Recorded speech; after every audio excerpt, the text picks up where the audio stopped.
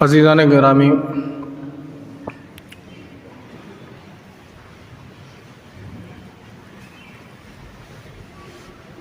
दुनिया के पर्दे पर अगर हमसे कोई ज़्यादा मोहब्बत करता है तो वो अल्लाह रब्बुल इज़्ज़त है और उसके रसूल सल्लल्लाहु अलैहि वसल्लम।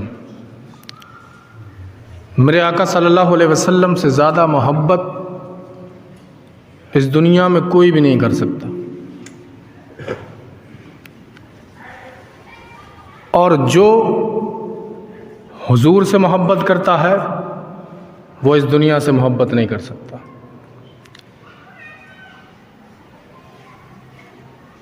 जो अल्लाह के रसूल से मोहब्बत करता है,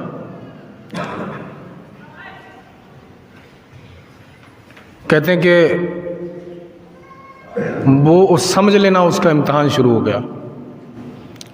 एक साहबी हैं, वो कहते हैं कि हुजूर सल्लल्लाहु अलैहि वसल्लम की बारगाह में एक शख्स आया। कहते हैं उस शख्स ने कहा, या रसूल अल्लाह सल्लल्लाहु अलैहि वसल्लम, मैं आपसे बड़ा इश्क करता हूँ। तो हुजूर ने कहा, सोच लेना क्या कह रहे हैं, सोच समझ लेना। वो शख्स फिर दोबारा बोला, या रसूल अल्लाह, अल्लाह रब्बुल इज़्ज़त की जलाल की कसम, मैं आपसे बड़ा प्यार करता हूँ। तो मेरे आका ने फिर वही बात दोहराई, पता है तुम क्या कह रहे हो। वो तीसरी मरतबा फिर वो शख्स बोला, या रसूल अल्लाह, मैं आपसे बड़ा प्यार करता हूँ। तब मेरे आका सल्लल्लाहु अलैहि वसल्लम ने इरशाद फरमाया कि अगर तू मुझसे मोहब्बत करता है तो तैयार रहना कि अनकरीब तेरा इम्तिहान शुरू होने वाला है। तेरा इम्तिहान कभी भूख से लिया जाएगा, तेरा इम्तिहान कभी आजमाइशों से लिया जाएगा, तेरा इम्तिहान कभी तेरे नफ्स के ज़रिए लिया जाएगा, तेरा इम्तिहान कभी तेरी जान के ज़रिए ले लिया जाएगा, तेरा इम्तिहान कभी तेरी माल से लिया जाएगा। और जो भी अल्लाह के रसूल से मोहब्बत करता तो उसे आजमाइशों के पुल से गुजरना ज़रूर पड़ता। हम जो मोहब्बत अल्लाह के रसूल सल्लल्लाहु अलैहि वसल्लम से जताते हैं, हकीकत में ये मोहब्बत है ही नहीं। हमने मोहब्बत के अल्फाज को समझा ही नहीं, और वो मोहब्बत जो हुजूर से की जाए हमें पता ही नहीं है। मोहब्बत तो उनसे पूछो। एक यहूदी बच्चे ने मेरे आका को देख लिया। उस यहूदी बच्चे की जब नज़र मेरे आका सल्लल्लाहु अलैहि वसल्लम के वद्दुहा वाले चेहरे पे पड़ी, वल्लैल वाली जुल्फ़ों पे पड़ी, जब हुजूर के चेहरे की चमक देखी ना, यहूदी है, ईमान वाला नहीं है, जब हुजूर के चेहरे पे नज़र पड़ी, दिल हुजूर को दे बैठा। और दिल भी ऐसा ना दिया, दिल ऐसा दिया कि हुजूर का रोज़ दीदार करता, रोज़ मेरे आका का दीदार करता था। कभी मस्जिद नबवी के आंगन में देखा करता था, कभी बकरियां चराने के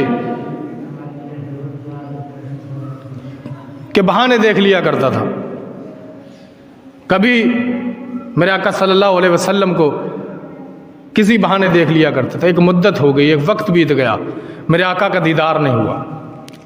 जब वो मेरे आका को देखना सका, मैं किसी ईमान वाले की वाक़िया नहीं, कहानी नहीं सुना रहा, किसी ईमान वाले की दास्तान नहीं बता रहा है, कि यहूदी की कहानी बता रहा। जब मेरे हुजूर का उसे दीदार नहीं हुआ तो हुजूर के दीद के फिराक में बीमार पड़ गया। और बीमार ऐसा पड़ा कि उसके बाप ने हकीमों और तबीबों से अपने बेटे का इलाज कराया। बड़ा प्यार था उस यहूदी को अपने बेटे से। जब डॉक्टरों और तबीबों से इलाज कराया, हकीमों और तबीबों के भी समझ में बीमारी नहीं आ रही, कोई जख्म नजर नहीं आ रहा, कोई सिम्टम, कोई लक्षण नजर नहीं आ रहे, मर्ज है तो क्या, उन्हें क्या पता था इसे दिल का मर्ज लग गया, इसे इश्क़ रसूल हो गया, इसका इलाज सिर्फ मदीने की गलियों में मिलता। तमाम हकीमों ने जवाब दे दिए। आखिरकार वो वक्त आ गया जो वो उसकी ज़िंदगी का आखिरी वक्त था। उसने बाप का हाथ बाजू थामा और कहने लगा, बाबा मैं एक बात कहूं तो आप नाराज तो नहीं होगे। मेरे आका के चेहरे में बात ही कुछ और थी। जो देख लेता था वो देखता रह जाता था, और हमने तो दामन लिया, फिर भी हम नमाजों से दूर हैं, फिर भी हम उनके अहकामों से दूर हैं। सिर्फ मोहम्मद सल्लल्लाहु अलैहि वसल्लम का नाम लेने का नाम मोहब्बत नहीं है, उनके तरीके कार पर अमल करने का नाम मोहब्बत, उनकी हर अदा से मोहब्बत करने का नाम मोहब्बत। बाजू पकड़ा यहूदी बच्चे ने, कहने लगा, बाबा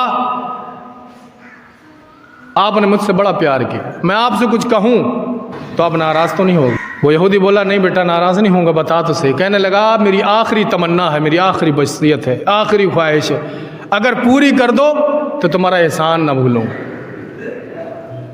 बाप ने कहा, बेटा मरने वाले की ख्वाहिशें तो सब पूरी करते हैं, तू बता तेरी आखिरी ख्वाहिश क्या है। ईमान वाला नहीं है, यहूदी है। कहने लगा, मेरी आखिरी ख्वाहिश ये है कि मोहम्मद अरबी का एक बार दीदार करा दिया जाए, मैं उनके बद्दुआ वाले चेहरे पर अपनी नजर डाल लूं, मैं उनके चेहरे का दीदार कर लूं। जब मैं उनके चेहरे का दीदार कर लूंगा तो मेरे दिल में जो इश्क की प्यास है वो बुझ जाएगी और मेरी मौत आसानी से हो जाएगी। अल्लाह अकबर।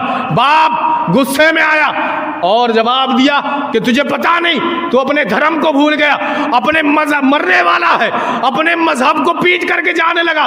वो बेटा कहने लगा, अब्बा तुझे नहीं पता, मैंने जब से नबी आखिर ज़मा का चेहरा देखा, अरे मजहब तो अलग चीज है, मैं अपना वजूद भूल चुका हूं। ये इश्क होता है कि अपनी जात तक भूल जाते हैं।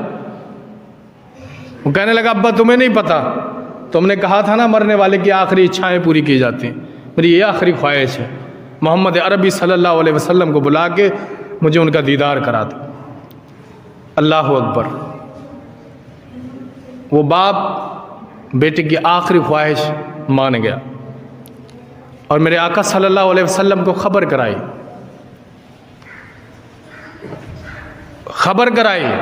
हुजूर के पास खबर गई कि या रसूल अल्लाह, एक यहूदी बच्चा, एक यहूदी है, वो आपका दीदार करना चाहता है, आखिरी वक्त है।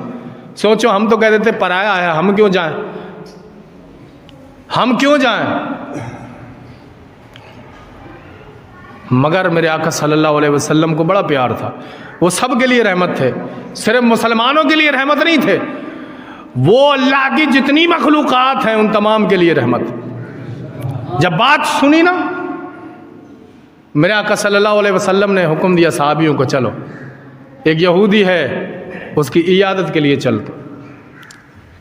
मेरे आका सल्लल्लाहु अलैहि वसल्लम जब गए तो बाप सिरहाने खड़ा था,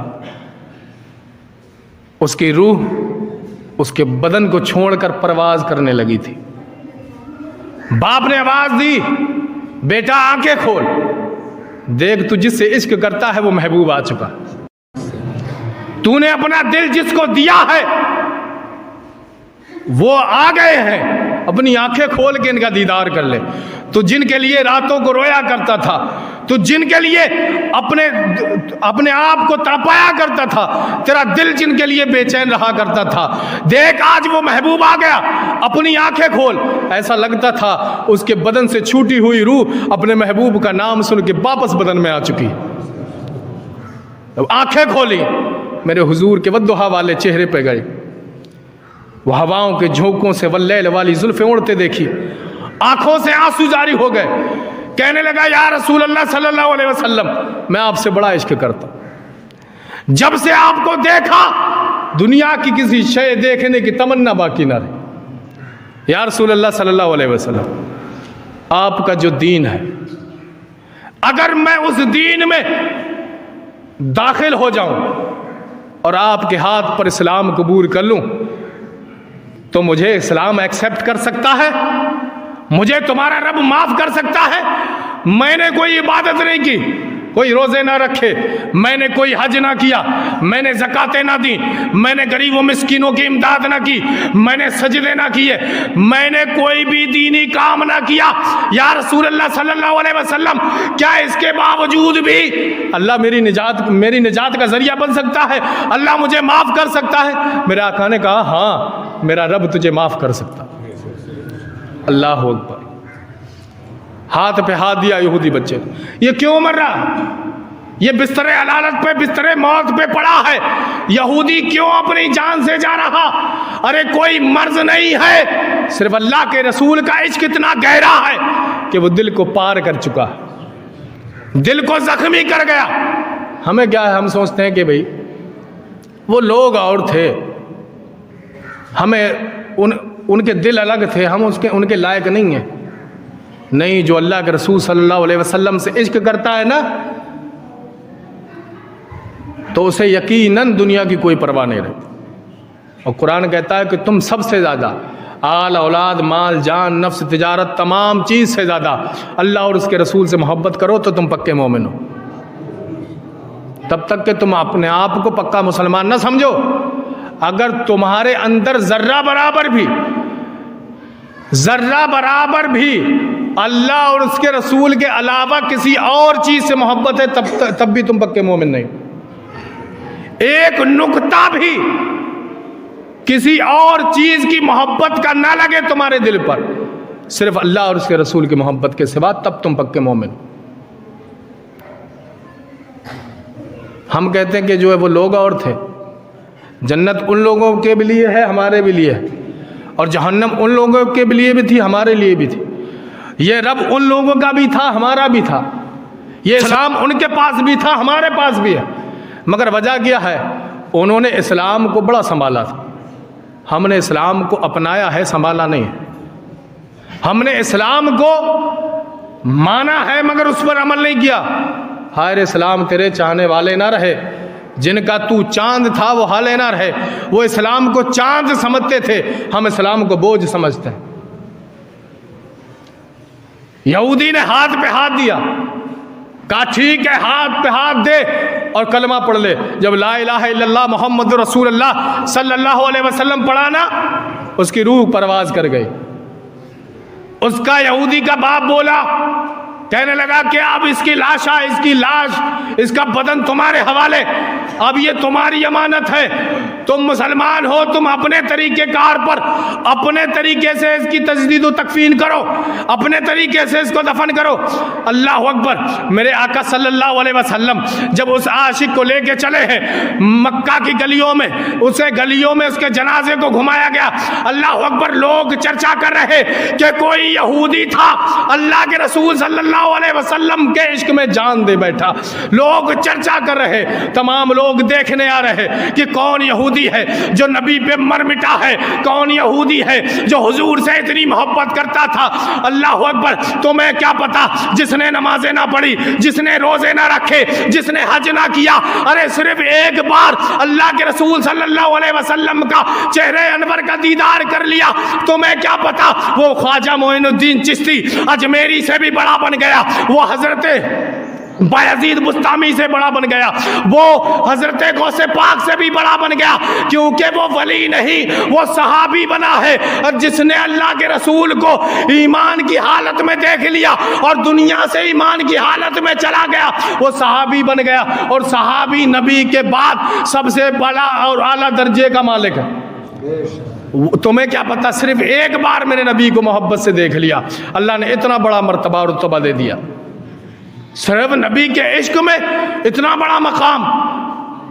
मेरे रसूल जब लेके निकले ना, तमाम लोग इसके दीदार के लिए आए, तमाम लोग उसके दीदार के लिए आए। अल्लाह अकबर। मेरे आका सल्लल्लाहु अलैहि वसल्लम खुद जन्नतुल बकी में ले गए। नमाज जनाजे के बाद मेरे हुजूर ने खुद उतारा।